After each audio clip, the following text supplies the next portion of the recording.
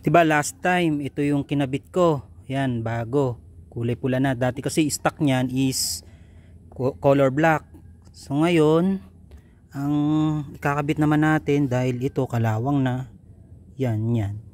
Wala tayong pambili ng ng CNC. Pag CNC kasi medyo may kamahalan talaga eh.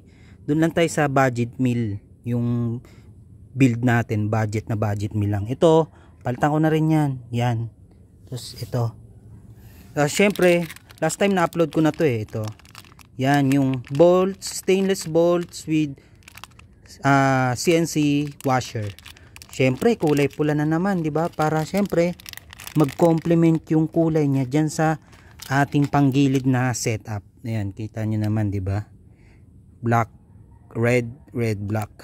So, ito natanggal ko na nga, oh. Kalawang na eh. Ito, hindi ko talaga expect to na yung bolts na to is magkakasya dun. Kaso medyo mahaba, pero okay lang naman kahit mahaba. Wala naman tatamaan yan sa loob. Ang expect ko, hindi magtutugma yung size, pero tugma yung size, yo. Parehas lang yan. Kaya ikakabit ko na. Alright guys, tapos na. Tingnan nyo naman yan. At ito na ang itsura niya ngayon. For you by ayos, diba? Isa, dalawa, yung sa likod, no? Ganda, diba? Yung sa ano pala, speedometer cover, no? Sensor, yan. Sinama ko na rin yan, guys. O, diba? Ano masasabi nyo?